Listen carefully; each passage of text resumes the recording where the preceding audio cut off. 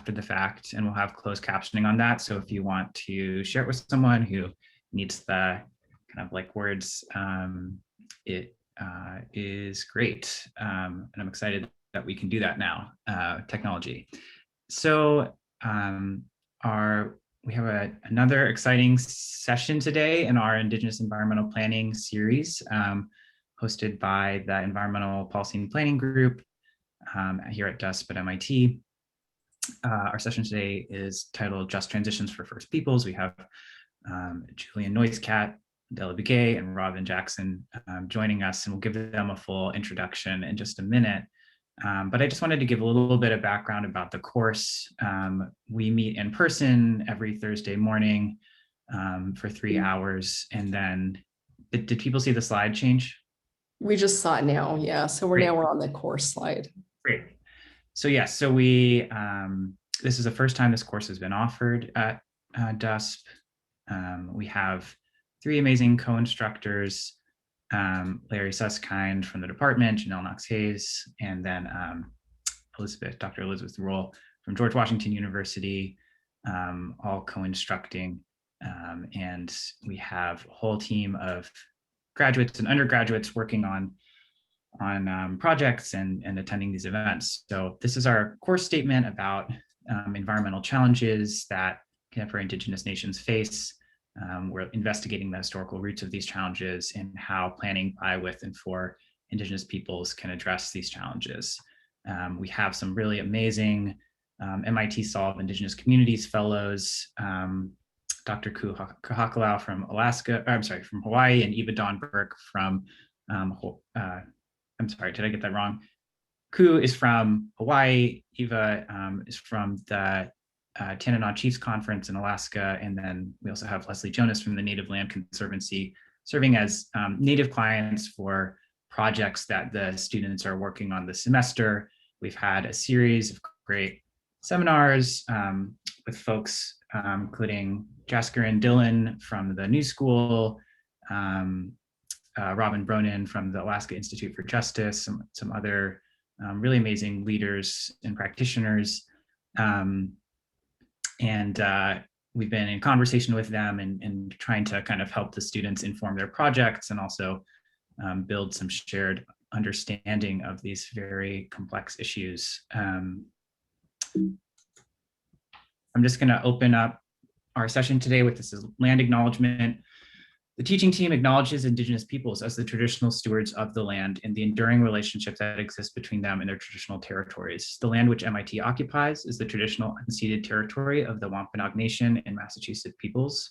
We acknowledge the painful history of genocide and forced occupation of these territories, as well as the ongoing processes of colonialism and dispossession in which we and our institution are implicated. Beyond the stolen territory which we physically occupy, MIT has long profited from the sale of federal lands granted by the Morrill Act, territories stolen from 82 tribes, including the Greater and Little Osage, Chippewa, and Omaha peoples. As we honor and respect the many diverse Indigenous peoples connected to this land from time immemorial, we seek to indigenize our institution in the field of planning, offer space, and leave Indigenous peoples in more empowered positions. So with that, I will turn it over to Dr. Rule to start introducing our speakers. Thank you, Samu, and good morning, everyone, and welcome to today's event.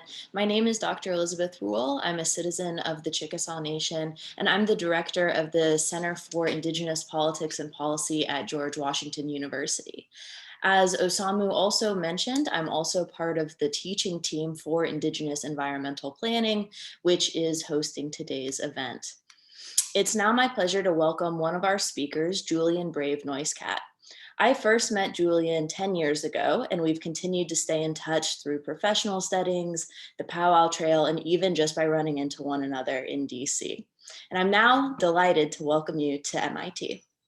Julian Brave NoiseCat is Vice President of Policy and Strategy for Data for Progress, a think tank, Narrative Change Director for the Natural History Museum and Artist and Activist Collective, and a fellow of the Type Media Center, Indian Collective, and Center for Humans and Nature. a columnist for Canada's National Observer and contributing editor with Canadian Geographic. His work has appeared in the New York Times, the New Yorker, the Atlantic, and other publications.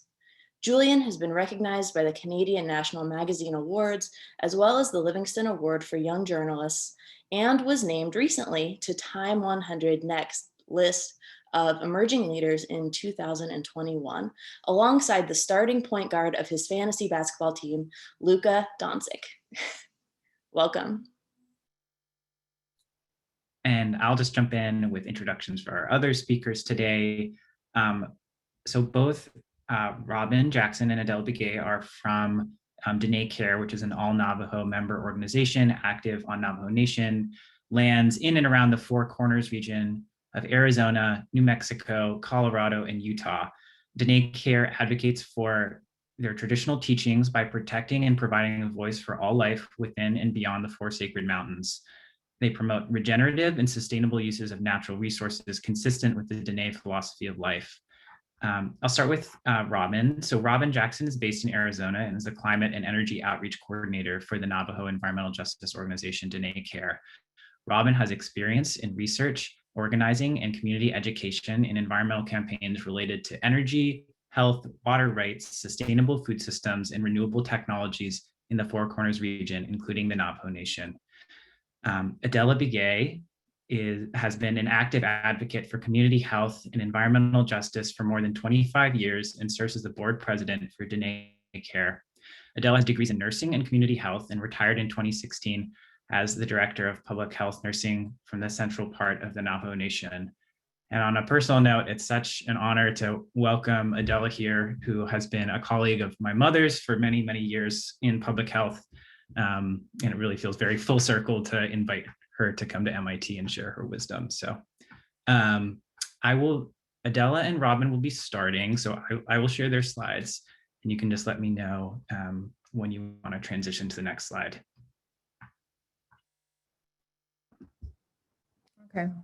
Okay. Yat she Adella Begay when she tohanen slint last she bashin my excuse me that should say doki on a dashanala totis ade nasha. Go ahead and introduce yourself. Good morning, everyone. Thank you for inviting us today. My name is Robyn Jackson, and we're with the Navajo Environmental Justice Organization, Dene Care. My clans are so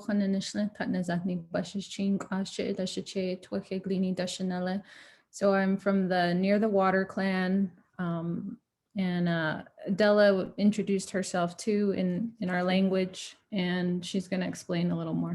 Okay. Traditionally, this is how we introduce ourselves. We say our four clans, which is our maternal, paternal, and our grandparents' clan. So this is a way to develop kinship and let her know who's who's related to us. So Yat is our greeting, and a lot of people think it's just like hello, but actually Ya means the universe, your ecosystem. Ate is more like a balance, wholesome or good. So we greet each other saying, you know, the universe is good. That was the, you know, so that's our traditional way of greeting people. I just wanted to explain that. And then Dene Care, Dene is the term that we use for ourselves. It means the people, and CARE actually is an acronym for Citizens Against Ruining Our Environment. And Sam, you can go to the next slide.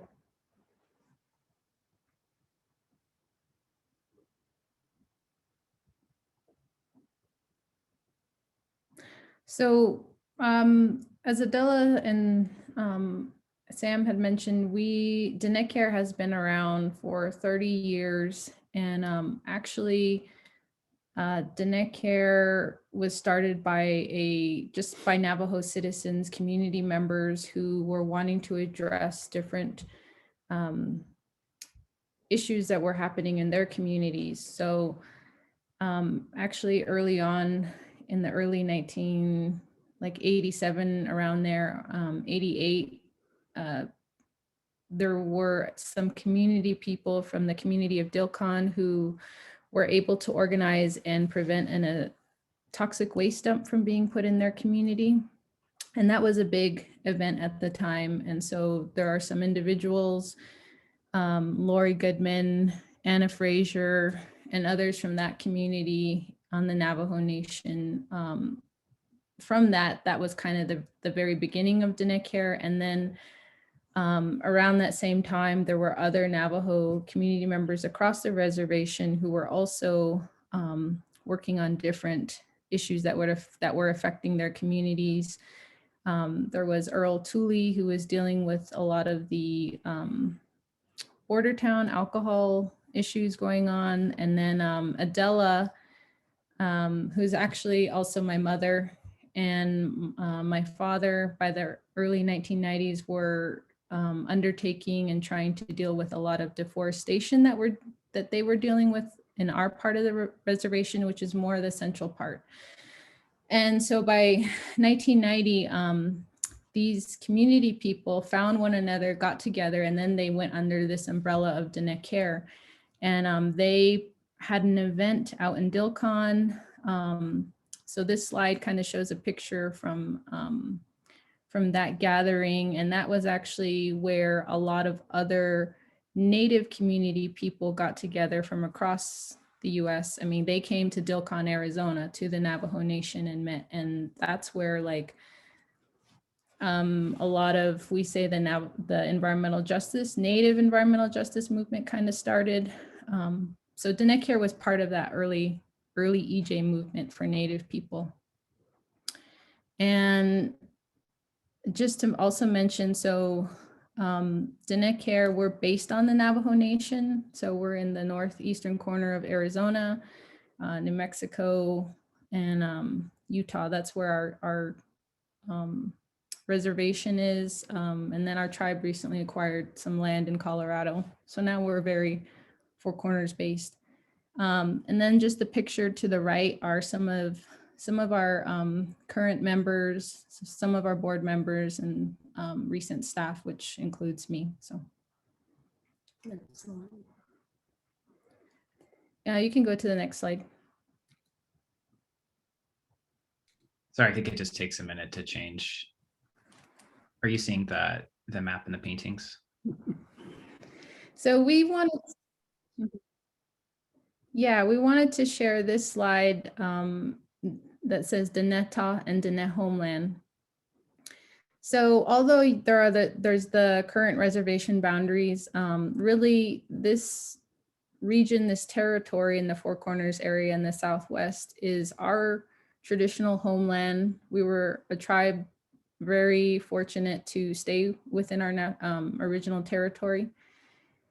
And this is just sort of the cultural understanding of the way we understand our homeland, our landscape. There's some figures that are drawn over the Google map, and that's representative of certain sacred mountains. We think of, there are 6 sacred mountains to our people, and they define the boundary of our territory. And then within, there's some figures drawn. There's like a male and female. So actually where Adella and I are located, we're more in the central part of the Navajo reservation, and we're up along this area called the Chusca Mountains, and that's known as a male mountain. So it's a sacred mountain. And to the right's a picture of, we call them holy people or Diin Diné, but there are these many deities, many sacred beings who make up, they are representative of the land, they're representative of our creation. And so we just wanted to share this picture so that you could see this is kind of what we have in mind to begin with in our work and who we are. Yeah, so we have the, as Robyn said, the boundaries. We have Cisnagina, La Plata Mountain, I think it's called, and then the Eastern Mountain, that's And then San Francisco Peak, Mount Taylor, Hurstburst Mountain, and then the two Tzitlan and Choli are the main sacred mountains. But then we also live on the Kajagay Chuska Mountain, and that she said is considered the male, and this is pretty much provides a lot of watershed to the communities. And the western side is Black Mesa. That's the female mountain. And you can see that the female mountain on the western side, a lot of strip mining has happened there. And on the Chuska, where I live at the base of the Chuska Mountain, and that's the male mountain, and that's, was, being desecrated when I got involved. Okay, next slide.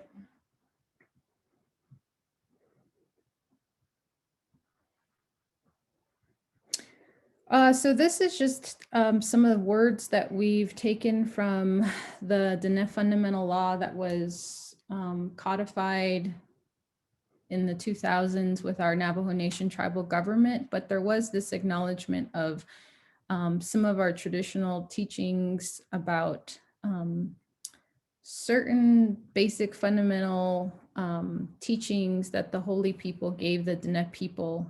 So the Diné Fundamental Law was codified and references those teachings.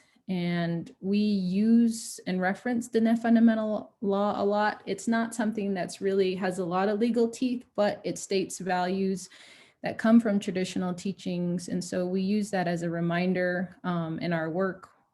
It's something that, it's really based in traditional Diné values.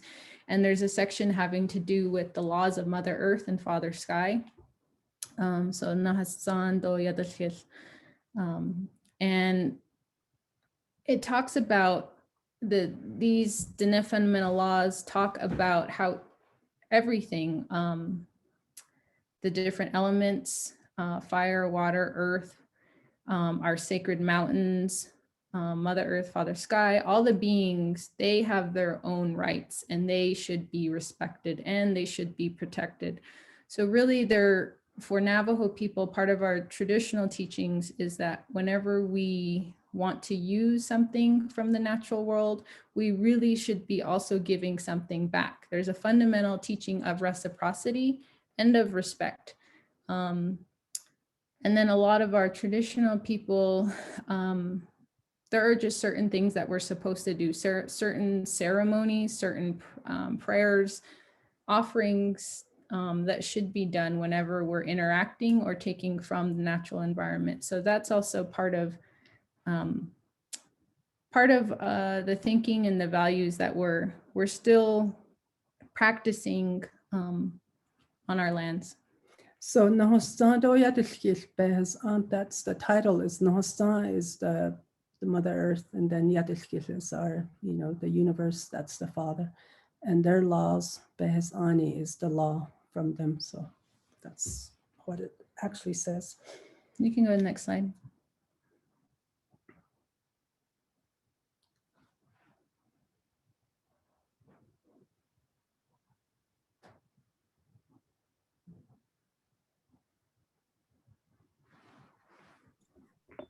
Are you seeing the Oh, next and then slide? just click on the bottom, there's a little play button. Oh, the video. There's a play button on this slide. This is a video.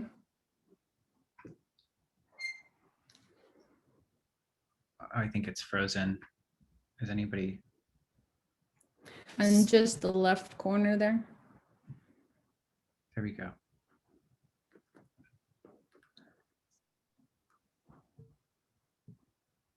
Are folks seeing the video moving? I suppose I just wanted, while this is showing, I wanted. Oh. It is, but yeah, it's moving. This we just wanted to show because we find that it helps give an idea of the landscape across Navajo Nation. We're about the size of the state of West Virginia, so we do have quite a bit of landscape, the reservation, and it's varied. It's diverse in a way. Where Adella and I are located is more of a forested area where we have pine trees and juniper and oak, but that's not the case across the rest of the reservation. You have other places like Monument Valley, Shiprock, and they are in Dilcon, but they're more of a desert region. You have mesas. So, and then across Navajo, this video also shows just pictures of some of the different Extractive energy. industrial and extractive companies that are operating on Navajo land. So there are scenes of oil and gas, of fracking. There's scenes of some strip mining. Adella mentioned that also in the central part of the reservation, there's the Black Mesa region. There's strip mining that's been going on there, the Black Mesa and Kayenta mines. And then there was the NGS power plant that was operating in Page on the border of the reservation, but the coal came from Black Mesa.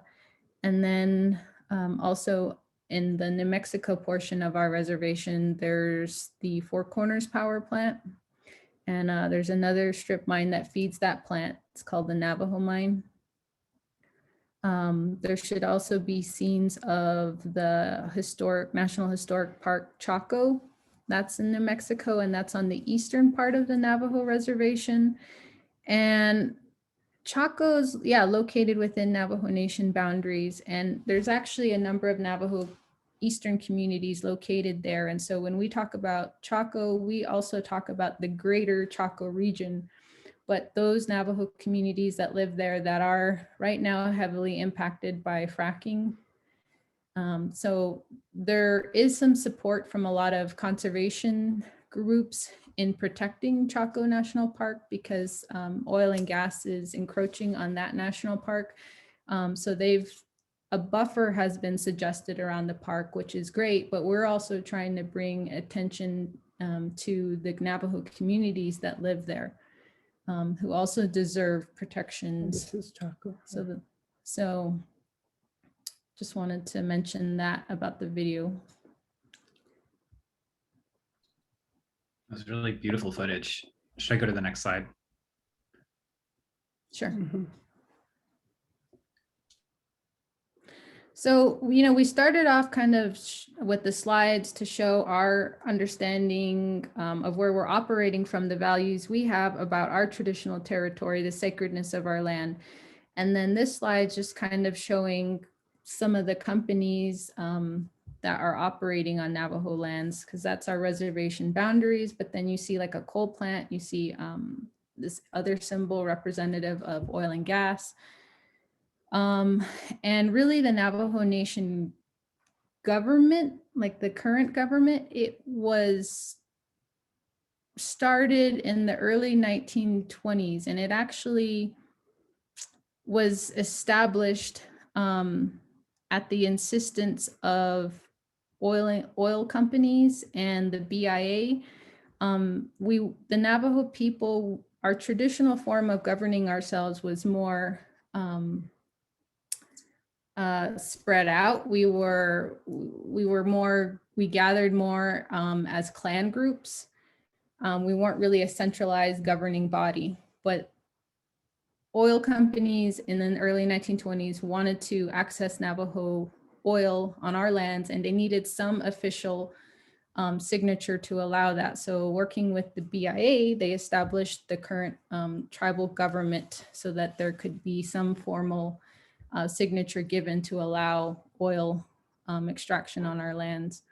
So I think that's what a lot of our grassroots peoples want to mention, and we have to talk about that history. Like that, I think, is part of why we, to this day, have problems in working with our tribal government.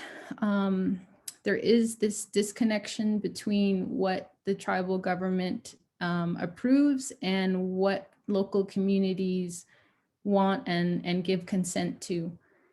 A lot of the time, local communities are not aware or have really given consent to different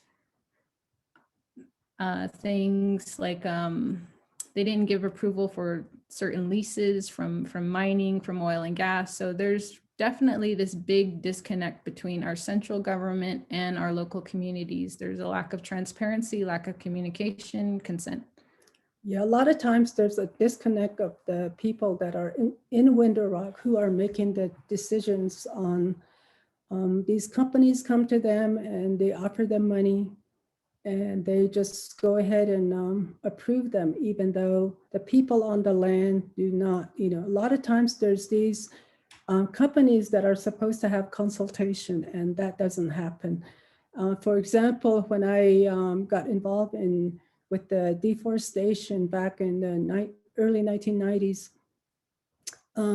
I just came out of, came back from nursing, and I was working in Gallup, New Mexico as a nursing student. But this is my home, I guess, as Robyn said, we have a connection. When Navajo people during birth, you know, they bury the umbilical cord on their homeland. So that is, that's how we connect. So when I came home and saw all this timber cutting, it was sad to see. And then my mom was an herbalist. So she was saying a lot of the medicinal plants were disappearing.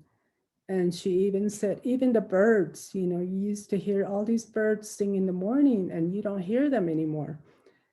And I guess I realized that somebody's got to, you know, speak up. Somebody has to say, you cannot, you know, go into Window Rock and say, what are you doing? What is going on? So that's when my late husband and I started, you know, getting information and realized that the commercial cutting was actually happening. And I mean, they were working on a management plan that was outdated, that was never renewed, and nobody ever questioned, you know, where is all this money going? Of all these timbers, all these lumbers that are being produced, no one has a nice home built from them. They were shipping off all the lumber elsewhere. And a lot of our board members were like from the Pacific Northwest. And there was conflict of interest. Those council people or delegates, they were sitting on the resource too. So things like conflict of interest, they just, so these are the things that at the time I realized that somebody's got to speak up, and you just can't depend on your leadership to be informed and make the right decisions. So it's still happening with the oil and gas, and of course the coal and all the, right now on the Chuskas, there's, I think we're getting impacted by helium. They're starting to get helium out of the ground. Yeah, so it unfortunately just seems like there's always a new threat. But yeah, Navajo has been impacted by different types of resource extraction. There are still thousands of unreclaimed and abandoned uranium mines. And then there's still reclamation that needs to happen at some of these coal mines, like NGS, the Navajo Generating Station, closed in 2019, but the Kayenta Black Mesa mines still need to be reclaimed. That process has been delayed. Yeah, so there are still a lot of ongoing environmental injustices across the reservation. And you can go to the next slide.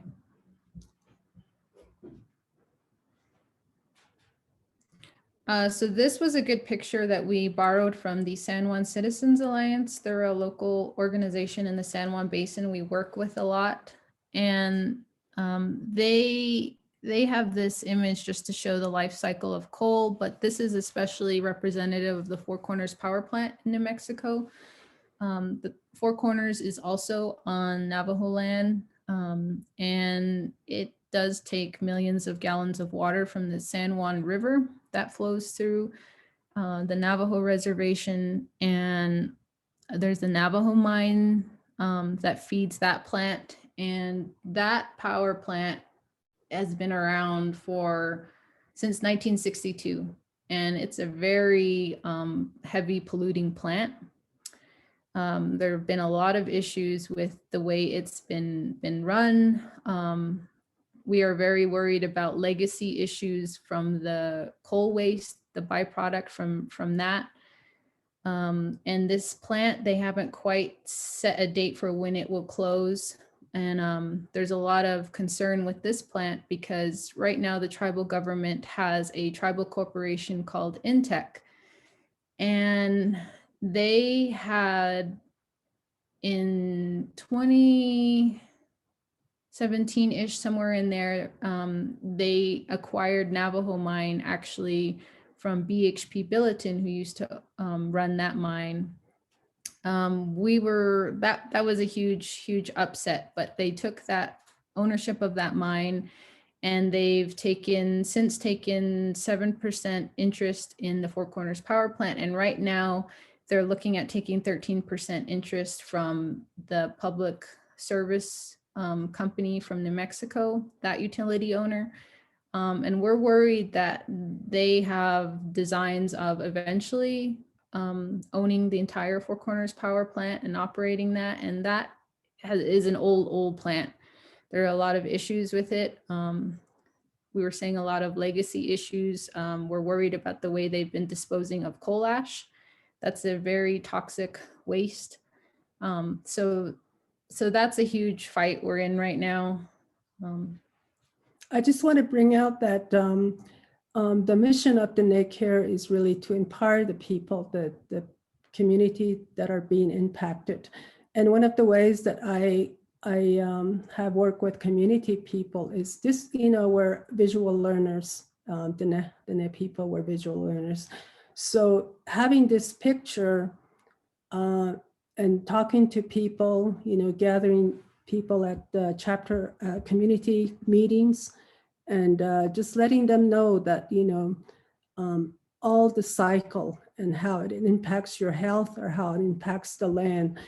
And even going back to, our Diné law says we have to have an offering, before something happens. Who gave the offering for people to start digging into our Mother Earth and bringing out things that is part of her system, her life, her body system. So the coal is considered, I think, like the liver, or that's what I understand. So the mining, just explaining to them in our own language that once they take when all these equipments are stripping the land, there's things that are toxic that should stay in the earth. It's being brought up, and how the combustion, the fire, it burns so high, it's bringing up all these things, expelling all these different heavy metals that are not good for us. And even the transporting of the coal, the diesel fuel, the dust, and all this is just explaining. And the coal ash, what's in there, how long it sits there. There's a lot of toxic stuff, and it can leach into the groundwater, these type of things. And that's how we build and empower people. Once they gain knowledge, they usually, You can go to the next slide. they're allies for us to become allies, I should say. Adella did start getting into the next slide. No, sorry. No, it's fine. Yeah, so Adella started getting into community education and organizing, and that's a big part of what Diné Care does. We have to work with our community people so they can speak up for themselves, but we work with them. So empowering our people and helping them in getting the justice, the results they need to protect their communities, but our collective homeland, that's a big part of what we do. So this is just, some of the when we were able to present at the local chapters, local communities. We've also, there's at the bottom is a picture of sort of one of our outdoor field events where we brought a council delegate to some problematic wells, oil wells that were leaking very bad, but helping them to understand and see for themselves some of these problems that are ongoing in the community. And then we have there's a flyer on the upper right of a radio forum we had. Since we don't have a lot of, we have our reservation, there's issues with internet bandwidth, only 30–40% running water, electricity. Radio is one way that we communicate and get information out. And Diné Care board members, they're all fluent speakers. So we do speak in English, but we also translate in our own language, and that gets the message across to a lot of our communities. So just wanted to mention that, and you can go to the next slide.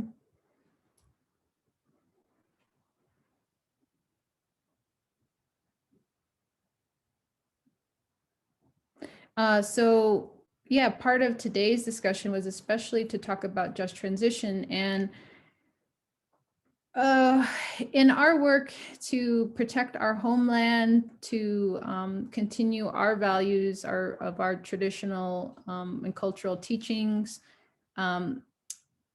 just transition makes sense to us because our reservation, our Navajo government has been heavily reliant on fossil fuel and resource extraction. And we do want a transition. We want to have more renewable and sustainable projects on our lands. So one way of supporting transition, of having some type of economic development and support while a transition happens from one economy to the other. We're trying to move away from fossil fuels, hopefully more toward more renewable and sustainable forms of economic development. One of the things that we partnered with and worked with different conservation groups with in New Mexico is something called the Energy Transition Act. That was New Mexico legislation, and that was passed just a couple years ago or a year ago, but very recently. And that was a difficult process, controversial. But what the ETA did was it allowed this financial tool of securitization to be developed, where we used, it does collect funding from ratepayers in New Mexico, public service utility customers do pay into funding that goes to the ETA that then is used by 3 departments that can then be used for transition in the Four Corners area. So there's the San Juan generating station that's close to the Four Corners power plant. They are like, I don't know, 20 miles within one another. So you have 2 power plants in the corner of New Mexico, and that's been a heavily impacted area. And the ETA has allowed for like close to 40 million money to be available to 3 state agencies that could be used towards job retraining, workforce development, economic development. And then also there's a small portion, close to 2 million, going to the Indian Affairs Department. So there's the potential to use that money to help our communities in the Four Corners region. So unfortunately, this funding doesn't come from the shareholders of those utility companies, but ratepayers, they have been able to use electricity and have a better quality of life from the use of electricity. So this was one thing that we partnered with and support, and that's one way of having some just transition funding available for communities when these coal plants and coal mines close. So with this ETA, it would have been ideal if the utility companies paid, dished out the money, but it didn't. The ratepayers have to pay, but I remind people, the Navajo communities in the Four Corners area has taken the brunt all the adverse impacts in their land, the water, their health, where, you know, a lot of this electricity was going off the reservation. And even there's people like 49% don't have electricity. So they, you know, can even store their insulin, medication. The water, a lot of the water, underground water has been contaminated by coal ash or just pollutants. And also in New Mexico, there's the oil and gas happening, the fracking. So I just remind them, we need this, the communities need to be given some money that, so they can, you know, come up with some economic way to support themselves instead of just, you know, leaving them again with, you know, and these companies just moving on. So I think in that sense, it's good that ETA is coming through. Next slide.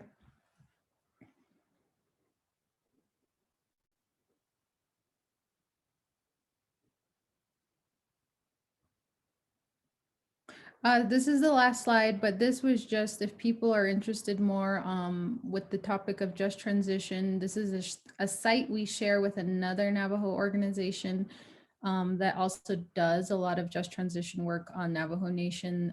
There's the Twinajona, they're based in the Black Mesa Big Mountain area. So they're from the communities that have been especially impacted by the strip mining from Peabody Coal Company. So this website, there's a lot more info there, just kind of grading the different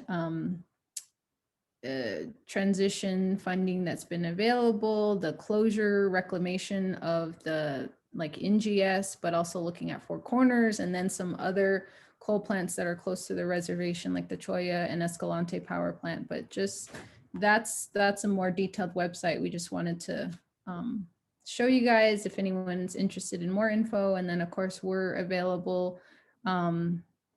We have a website we need to update, and then we have a Facebook where we post more info that people usually check out more. So we just wanted to conclude. Is there anything else? No. And thank you.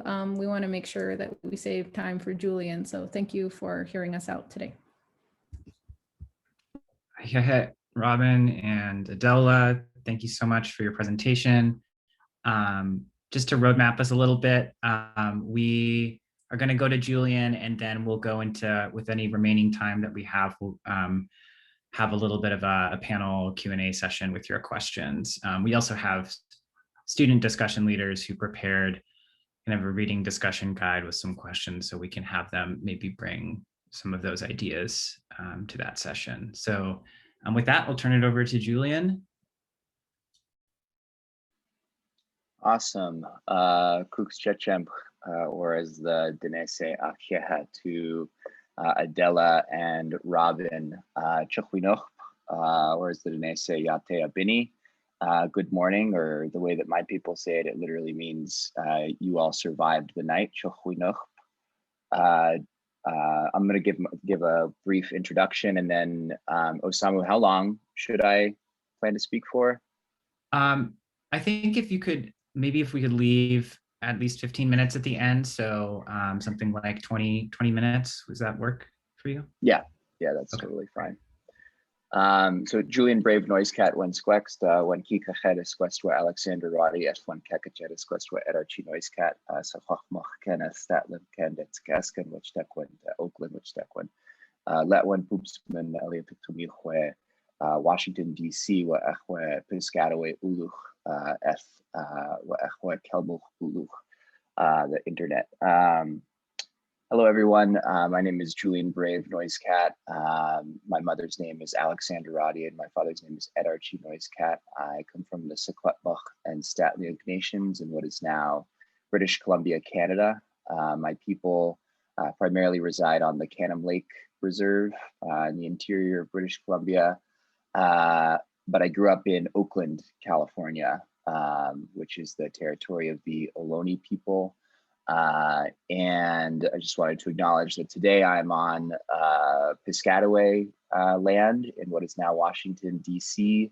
I think Professor Rule, who I knew from back in, even before I went to college actually, is also on Piscataway land today. And I usually say that the internet is Indian country in a lot of ways. So we're gonna claim that one too, which is the thing that I said at the end. Okay, so I'm going to talk a little bit about this podcast. Let me drop the link into the chat real quick that I reported and narrated for this series that's really wonderful on climate politics and policy called A Matter of Degrees. It's hosted by one of my good friends, Leah Stokes, who's a professor at UC Santa Barbara, as well as some other wonderful experts on climate and environmental policy. And the episode followed the story and work of my good friend, Wahala Johns, who worked with the Black Mesa Water Coalition back in the day, went on to found a nonprofit called Native Renewables, which advocated for clean energy solutions in Indian country, and who now is actually the head of the Department of Energy's Office of Indian Energy. So she's doing really wonderful work and is moving here to DC very soon, which makes me very excited. I was under the impression, or under the false impression, that folks would have listened to the podcast. So I'm going to do my best to summarize it, and I might get a few details wrong. So apologies in advance if I miss anything or misspeak. But I'd just like to give you all a sort of sense of what the podcast is about, the sort of broad strokes of the story, and as well as sort of the questions that I think it raises that are of interest to this class. So the episode kind of focuses on the question of a just transition. I think folks in this class, I'm sure, know what a just transition is, but just to begin, you know, the idea that we need to be thinking about the communities and workers who have been impacted by extractive industries as we transition from fossil fuel-based economy to a clean energy-based economy. And for very obvious reasons, this is a very significant issue in current policymaking and politics. Of course, just 2 weeks ago, President Biden announced a $2 trillion infrastructure package called the American Jobs Plan, which would make a significant down payment and implement a number of policies designed to, among other things, sort of kickstart a transition from fossil energy to clean energy. And the related questions of a just transition are, you know, of vital importance right now.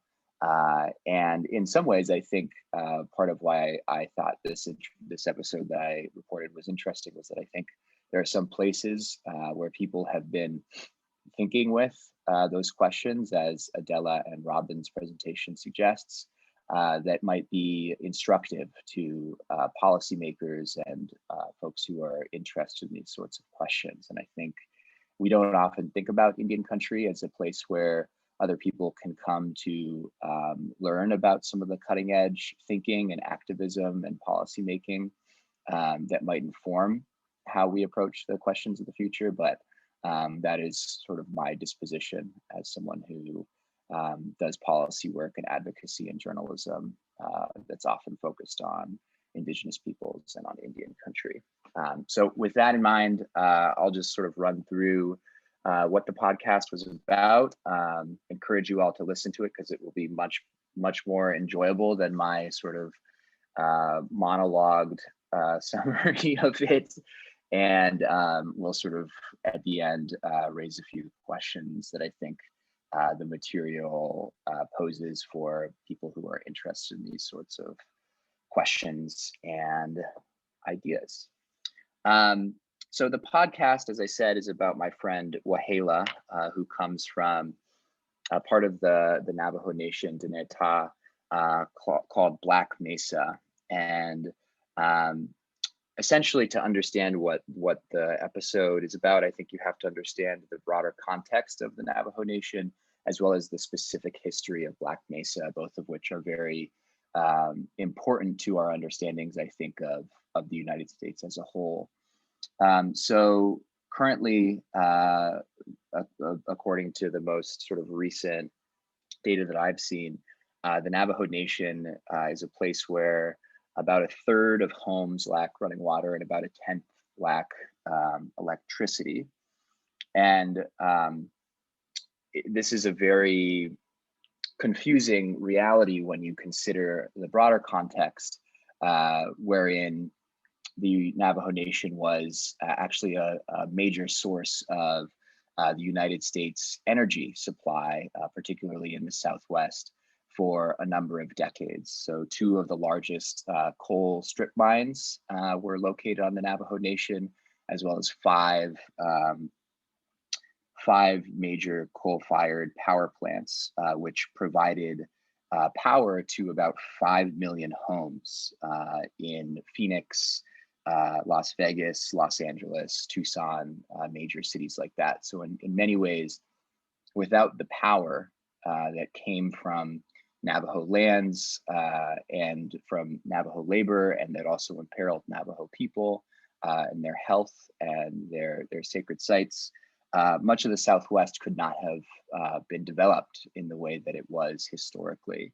And yet in the very place where you have that extraction and that power generation, you have a significant portion of the population living without some of those sort of basic amenities that I think most people assume are normal for Americans to live with today.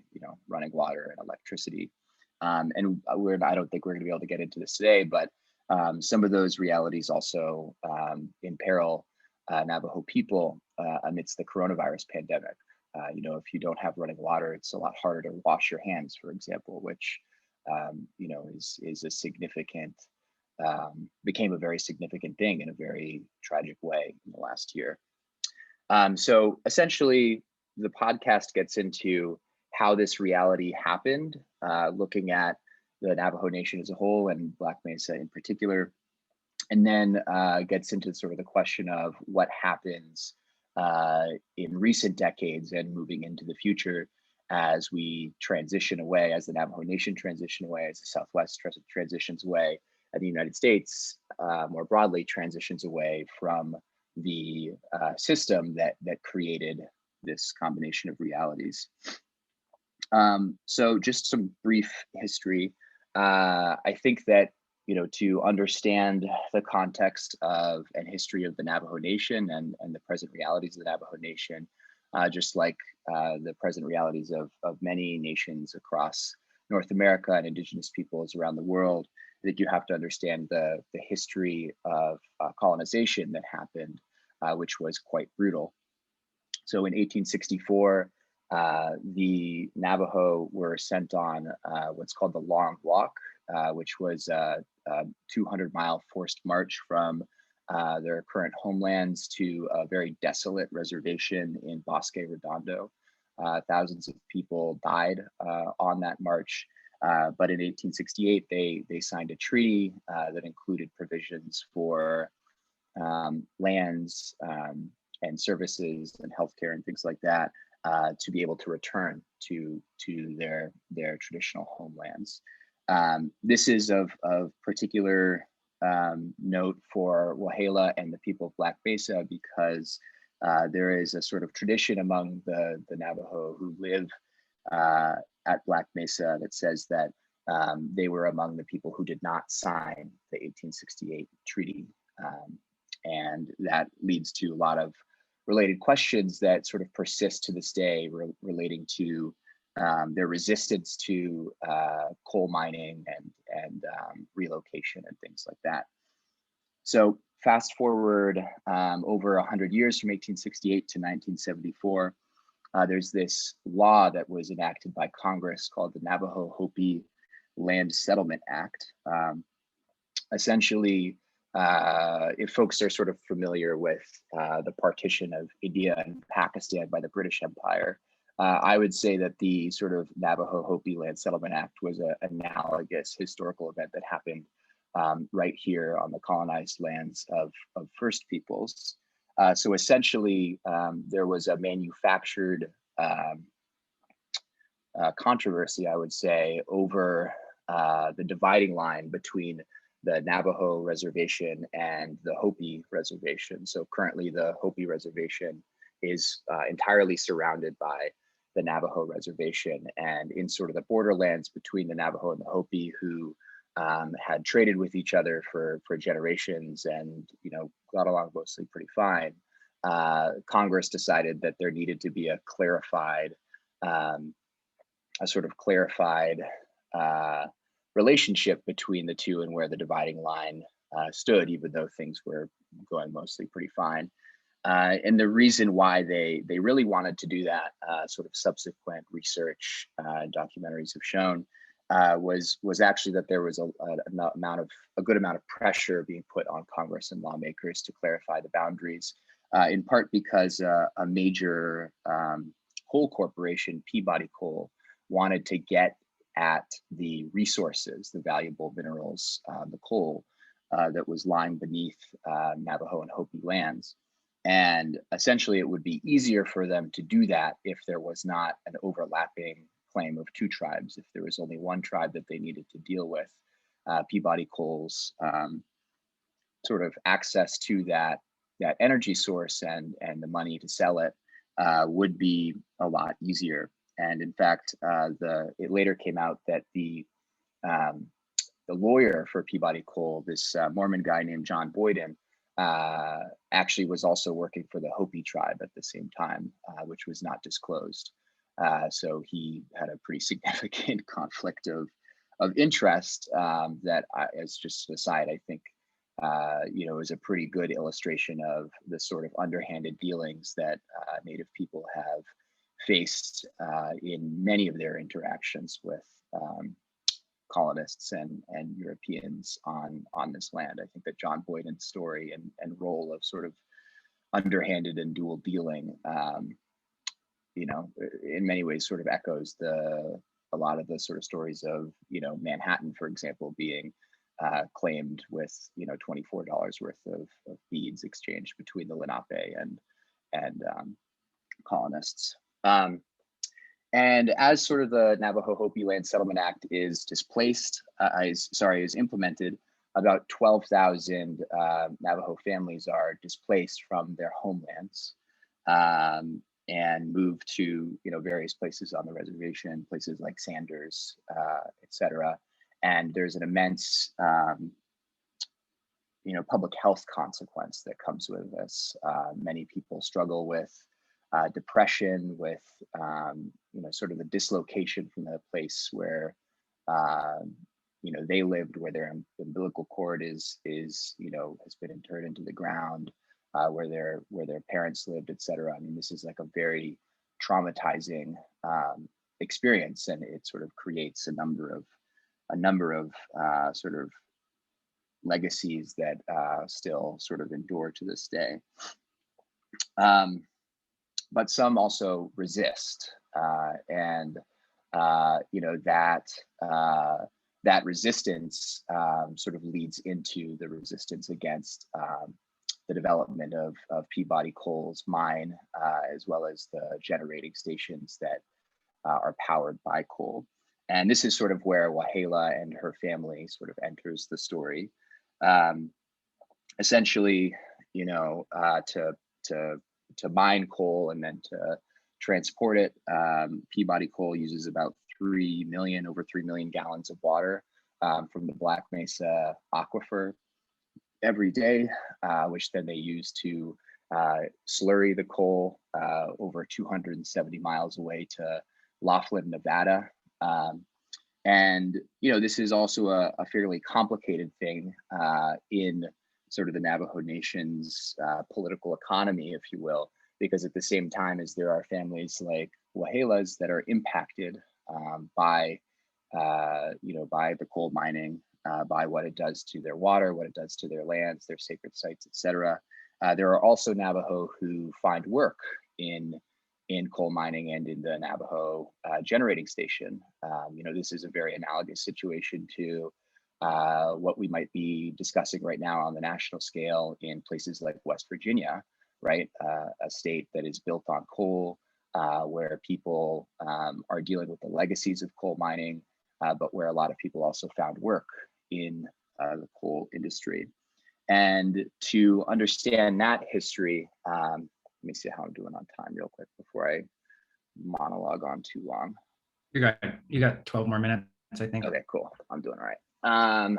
Okay, so to understand that history, I talked to my good friend Andrew Curley. He's a young professor at, I believe, U of A. I think you guys read one of his essays for this class. Really, really bright guy. Basically, his research is about the development of what might be described as sort of a mini sort of Keynesian extractive welfare state in the Navajo Nation, beginning in sort of the mid 20th century. And sort of to summarize the sort of history here, going back a little bit in the 1930s, under President Franklin Delano Roosevelt and the New Deal, there's this thing called the Indian Reorganization Act, which sort of creates the structure that is basically copied and pasted across many tribes in the United States for sort of modern native tribal governments.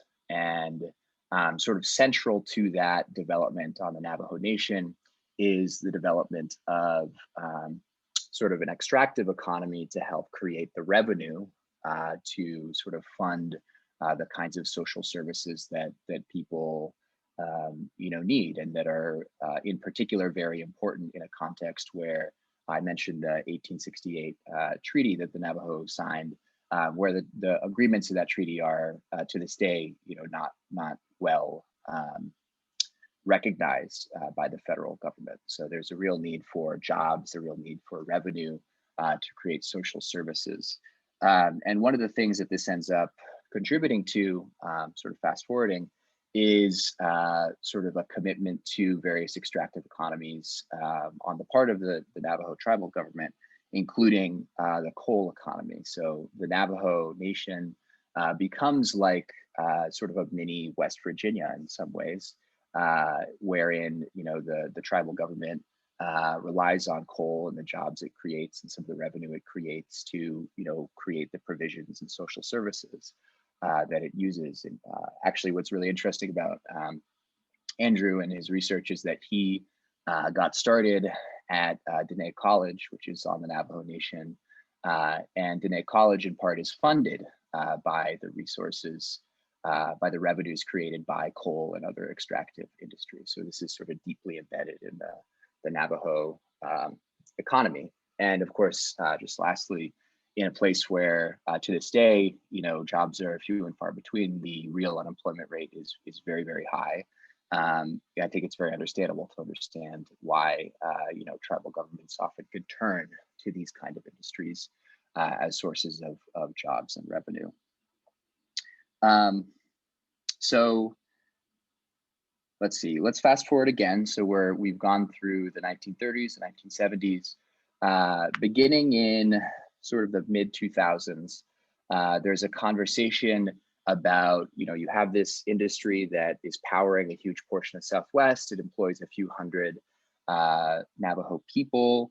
There is a organized group, there are not a organized, but multiple organized groups of Navajo people, as Adella and Robyn were talking about, who are opposed to it because of the sort of consequences that it has for land and people and the sacred. And in the mid 2000s, the sort of I think the first Navajo, I think it's 2006, the first Navajo generating station closes. And so there's this conversation that begins that is also coinciding with the United States' broader conversation about a transition under the sort of right before the Obama administration, where, if folks recall, there was initial investment in sort of green energy and a conversation about the potential to pass the first climate legislation, which obviously does not happen. And at the same time, the Navajo Nation is sort of grappling with this same set of questions. And there's actually a candidate for, just to illustrate sort of the power of coal on the Navajo Nation, there's a candidate for Navajo Nation president. Her name is Linda Lovejoy. She is sort of a champion of transition on the Navajo Nation, and ultimately, essentially, the union that represents Navajo coal workers. She looks like she's going to win. There's actually an article about her in the New York Times saying, like, will the Navajo Nation have its first woman president? And ultimately, sort of her commitment to sort of transition and just transition politics leads this coal union, this union of coal workers, to oppose her candidacy. And ultimately, she actually does not win the election. And this is sort of seen by the folks I've interviewed, like Andrew, as a major sort of moment in transition politics. So this question of what to do about the transition from coal persists to this day, persists through the 2010s. Andrew told me about a meeting he went to that Waheela was at, where there was a number of different visions for what a just transition could look like. Replacing the coal mining sites with utility scale solar, the potential instead to do, what's that called again? Sort of rooftop solar on various Navajo homes. So instead of a centralized, sort of clean energy generation, a dispersed clean energy generation on Navajo homes. And then also, of course, the question of what to do for the jobs that get lost for Navajo people who had been working in coal power plants and coal mining over the years. And in many ways, sort of that question is an ongoing one. And one of the sort of big injustices that Curley and Waheela point to is the sense that despite the fact that a huge portion of the Southwest develops precisely because of this extraction from Navajo lands, there seems to be very little interest from sort of folks in Phoenix and Tucson, et cetera, in the consequences of this history and what is owed to the people who lost a whole heck of a lot so that they could have I don't know, the homes in Phoenix have like nice air conditioning and backyard pools and all that sort of stuff, right? And it doesn't really even sort of enter the discussion very often about what is owed to the people who whose lands and labor made that possible. And yet, in many ways, the sort of what I think is also very interesting about the sort of Navajo history here and current context, I think there's often a big anxiety sort of from a national perspective about the potential for resentment and backlash from the communities that are on the side of that have been embedded in fossil fuel economies and that will turn against policies geared towards transitioning away from them. I think that this is a huge debate, of course, in the context of West Virginia politics, where Joe Manchin is going to be, in many people's eyes, he's the senator from West Virginia, of course, the deciding vote of sort of the American Jobs Plan and climate legislation. And what's really interesting is that, if you look at the 2020 election, the Navajo Nation is itself, was a coal economy, is transitioning away from coal.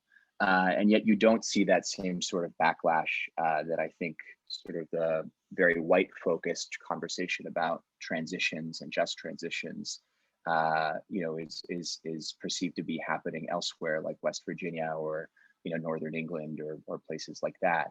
The Navajo Nation, actually, the Democratic Party gets about 84% of the vote in the 2020 election, which is just a resounding majority. And I think that conception of a place in transition really complicates our understanding of the politics and policies related to transition. The assumption that I think is common among many corners in sort of national political and policy conversation, that a transition will automatically engender a sort of conservative backlash among voters and the people who are impacted. And I think it also sort of from, and this is not really my place to opine too deeply, but I also think from a conversation about, sort of the secular and the spiritual, I think that the Navajo example, I think really complicates any notion that these questions can be purely secular. If you interview people like Wahela, whose father is actually the president of the Diné Hatali Association, which is a sort of organization that represents the interests of Diné medicine people. There is no divide really at the end of the day between, and I think you probably could glean this from Adella and Robyn's presentation, that there really isn't a significant divide between notions of the secular, sort of policy questions and notions of what is considered sacred and sort of connected to our creation and our being as Indigenous peoples on this land. And I think that that's a very, obviously a very sensitive place to explore and discuss, but I think it's a very notable one that I've definitely gleaned from my conversations and reporting on this subject. So I think that that's more or less it. I just want to also say that the podcast ends with sort of on a hopeful note. Wahela, although there was some politics between her and the current Navajo Nation president, Jonathan Nez, about whether or not she would get the funding that she needed to install solar on homes across the reservation. She did get a little bit of resources to do that, was not as much resources as she would have hoped for.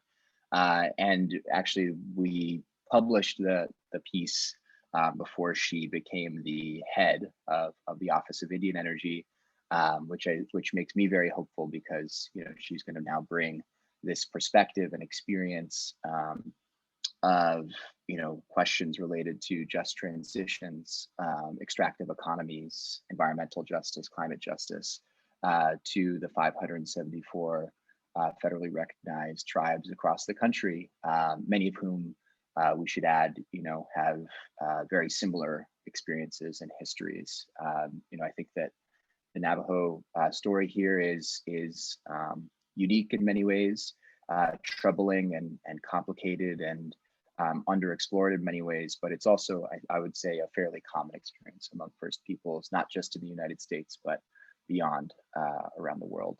And so in many ways, this story is unique, but it's also, I would say, representative of broader circumstances that Indigenous peoples find ourselves in. And with that, I just want to say it's an honor to be on, I don't know if this is technically a panel, but it's an honor to present alongside Adella and Robyn. And yeah, you guys should listen to the podcast, because it's much better than me monologuing about it. Cool. All right. Thank you.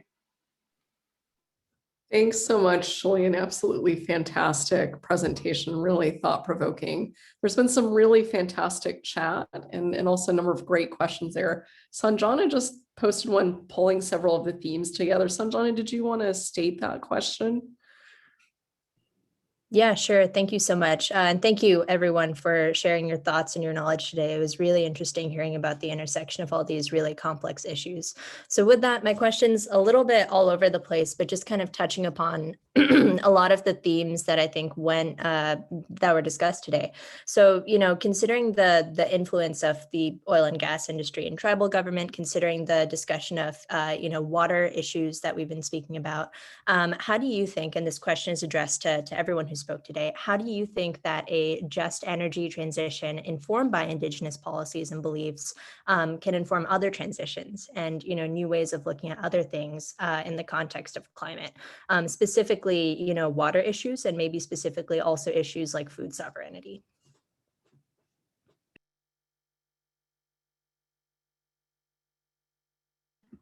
I'll just jump in. I think that if we're gonna take into account Indigenous people's perspectives on these things, there is that connection of spirituality, but thinking of these natural resources as deserving of respect, of understanding that there should be this relationship and this understanding of maybe then having a greater understanding that they're a finite resource, that we need them for our actual ability to live. We need to respect them, then we are in good health. I think that kind of Indigenous perspective and thinking about natural resources and how we use them is a big part of what Indigenous people can offer to the world, is that this earth is not just for taking. We should be thinking about how we respectfully use these things, and further down the line, having a better sense of management, having a better sense of how everything we do affects the future and everyone else. I think I just want to say that regarding water, that's a real concern. And I guess people that don't have to haul water, that don't have to carry water, they just take it for granted. There's a lot of waste. Even just, why do people use good water to flush their toilet? I mean, this is, and even, turning on the sink, there's a lot of water wastage there. And people like in Phoenix, like having swimming pool, having lawns that take a lot of water, those type of things. I think people have to start thinking of what they waste, and it doesn't have to be.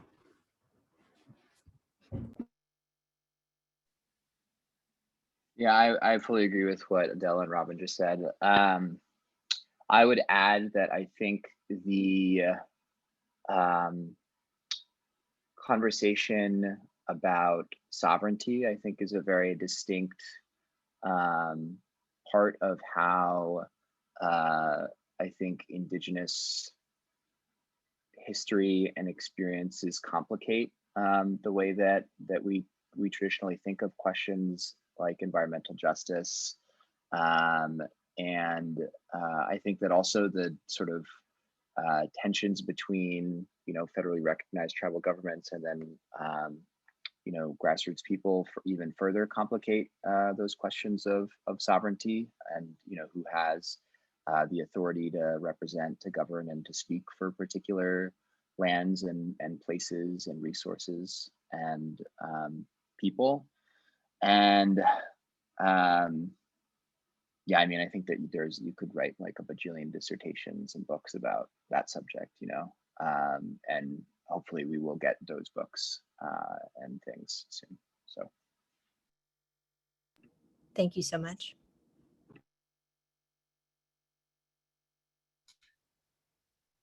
Perhaps we could go to our student discussion leaders, not to put you on the spot, but you have some great questions which touched on some of the topics that were brought up today. So Tyler and Danielle, do you have anything you want to jump in with?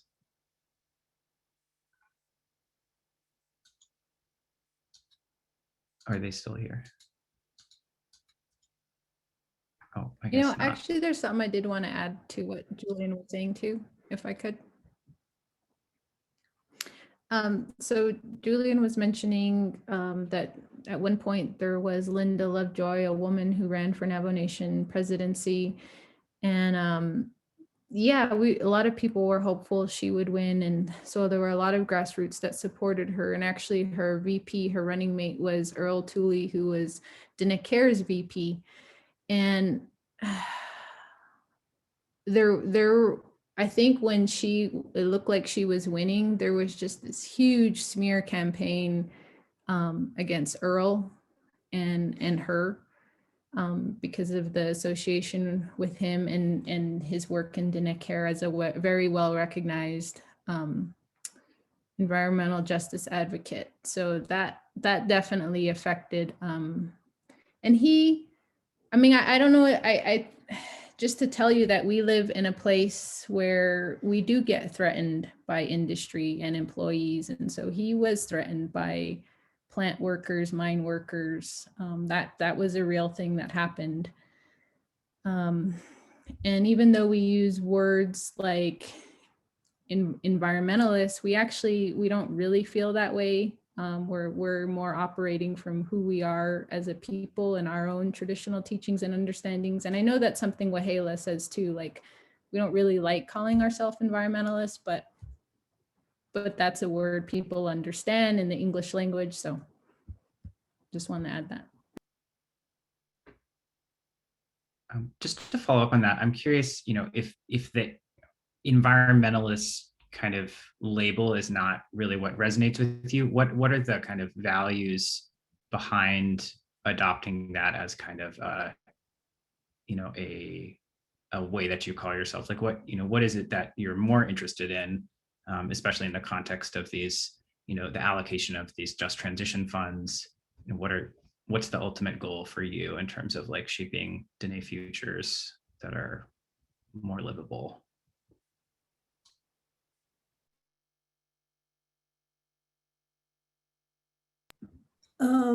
I think we are operating from our values, our traditional values, what the Dene fundamental law says we should, the laws of Mother Earth and Father Sky, as people say. Environmentalists, I guess, is more where we think more of as, Anglo people, how they want to protect what's there and don't really consider, the native people live here and that's what we respect. And I think our goal is to be self-sufficient, have, be able to have, grow our own food and be able to, have that reciprocity with the elements, the universe. So just take what we need, not more than that. That's the values that hopefully, will be sustainable in however long we're here.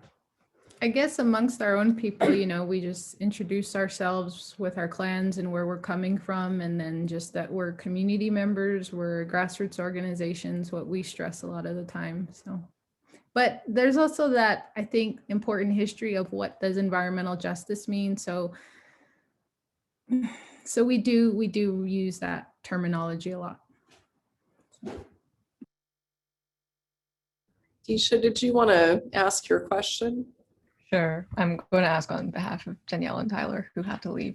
They have to hop out for an economics class at the end of this portion. I'm Disha. I'm a first year in the Technology and Policy program here at MIT. I'm currently in the Bay Area on a lonely land and also a massive Warriors fan.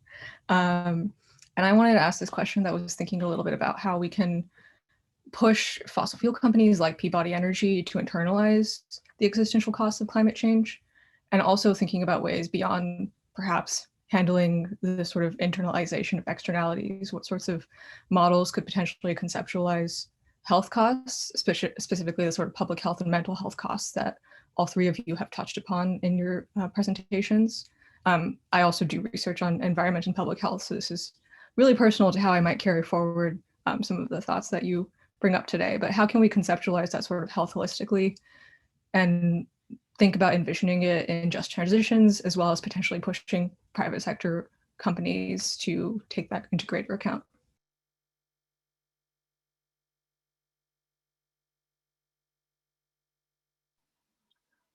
I can start. Firstly, I don't know if any people saw, but I took off my Warriors hat before I started talking today. I'm a big Warriors fan. Okay, let's see. So my understanding of the research on very small particulate matter is that the more we learn about it, the more we understand actually how harmful it is. And this is one of the sort of core environmental justice issues that I'm hopeful we will see more policy action on at the federal level in the coming year. Essentially at the same time as we need to be in the climate context thinking about greenhouse gases and what those do to the atmosphere and for global warming. We also need to be thinking about the co-pollutants, that create public health costs in the communities that are polluted by those industries. And essentially, like one of the very first things that we need is, better monitoring and data about those things. So at the federal level, there's this thing called the EJ screen that lives at the Environmental Protection Agency. It was significantly underfunded and gutted during the Trump administration. And it also is sort of a suboptimal tool in a lot of ways. The data it collects from different state levels is inconsistent.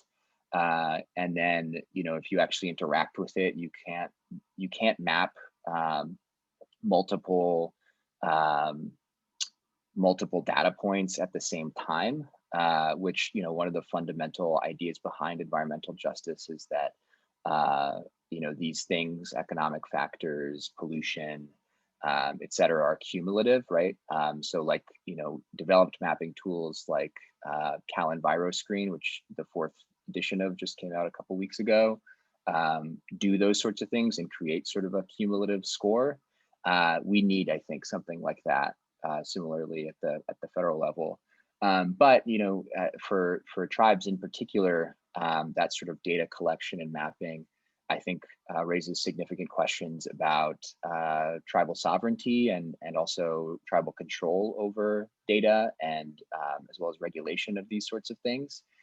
So in the California context, CalEnviroScreen mostly does not incorporate sort of the lands that are reservation lands within the state because those are federal lands actually. And so I think that set of questions about how do we measure these things and then what are the specific issues pertaining to tribes and data in Indian country are very fascinating. And I think that that CEQ, the Council of Environmental Quality, is starting to dive into those exact questions right now. And hopefully, we will get an updated version of EJ Screen that is also addressing those questions of tribal sovereignty and data and such. Thank you. I have to plug in my laptop or my dog, part, sorry. I'm not leaving. Oh, I think the other part that at the federal level to really push is public health prevention, because right now the health system is focused on just chronic care, whatever, being in the hospital instead of prevention. That's where we need to put a lot of effort. All right, well, we're now at the hour, and I just want to say, Julian, Adele, Robyn, thank you so much again. This has been such a terrific lecture and discussion, and really thoughtful and insightful to think about the complex economic, political, and social dynamics that need to go into an energy transition or a just transition, especially as we're considering the Biden infrastructure plan. We really appreciate your work. The students did a lot of reading associated from this. And Julian, I think we've seen many of your pieces in the class, so really appreciate you taking the time to join us today. We'll stay on if anyone wants to stay on for chat, if someone has his office hours now, but I do want to also just formally close off, as I know others may need to go to meetings, et cetera. So thank you so much again. Maybe we can give them a round of applause. Really appreciate it. Thank you. I wonder Thank if I you. might launch one more question if for Julian or whoever is willing to stay on. Is that possible? Is that okay with you? I don't know if you need to run to something else, but I could stay for like 5 more minutes. Yeah. I just also want to say that it was a pleasure to be on the panel with, I don't know if it's a panel, I don't know what we should call this, to present to the class with Adella and Robyn. It's really wonderful. And I do have to jump off, but thank you, Adella, Robyn. It was great to meet you. Julian, it was good to see you. Thank you all for joining and spending this time with us. yes, thank you so much. I guess I'll just leave it at a comment then. I do, Thank this you. class has been Thank you. grappling with, by Elizabeth, this class has been grappling with, how do we planners, people who are trying to do this professionally, kind of how do we work with tribal governments versus community organizations? And we have, the students working with different clients, who are mostly representing community organizations. And I think for this, this year and also in future years, this is something that we're trying to kind of figure out. How do we, I put this question in the chat about like, how do we non-Indigenous people, or even Indigenous people who are not part of a particular tribe, how do we respect tribal sovereignty with the work that we're doing, but also recognize that tribal governments don't necessarily speak for everybody in the community, and that there might be a lot of dissenting voices who feel like, they're pushing for, certain kinds of economic strategies that don't, that have adverse health effects, that don't necessarily benefit everyone, and might just benefit, these particular private sector companies. So I was just wondering if you had any final thoughts about that. And then also wanted to say, this is a course that I think that we're hoping to offer in future years. And so if you ever have ideas for projects, even things like you're talking about, Julian, with the EJ screen, we have people with kind of various capacities to do that mapping work. It has this kind of like mapping interface. And so things like this, I think, could be really great projects for future students in the class to take on. So I just wanted to put that offer out too, as in terms of trying to create resources at MIT for our Native partners.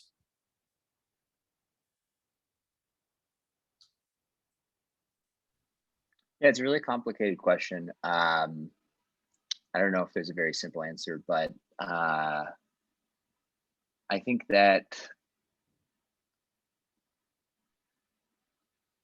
respect is just a very important thing.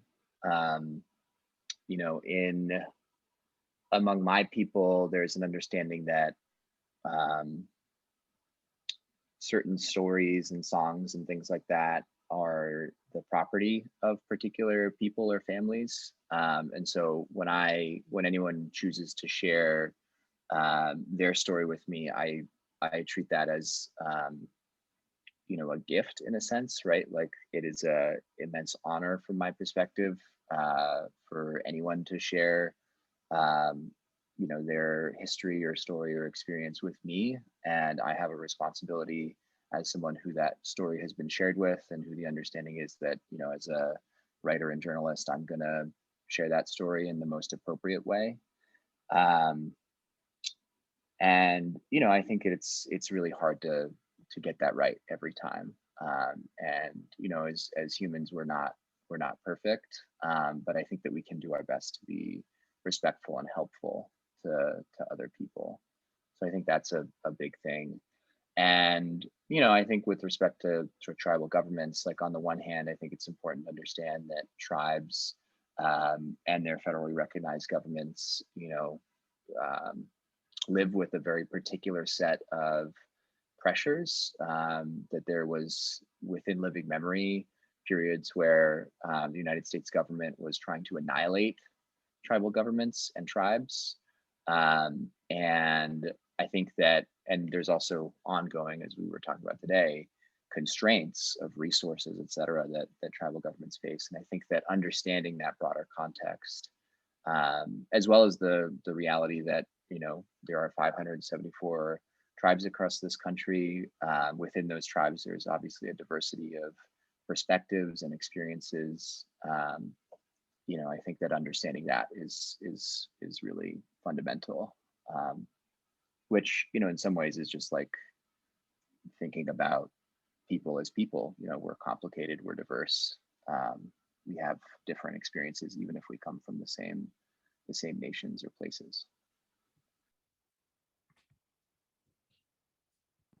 I was just gonna, say that I appreciated what Julian said. Respect is a big thing and it is complicated. And even for Navajo Nation, I think part of the problem is that we're spread across a huge territory, that the landscape's different, communities are different. And that's part of the problem, is not respecting that diversity, that specific area. And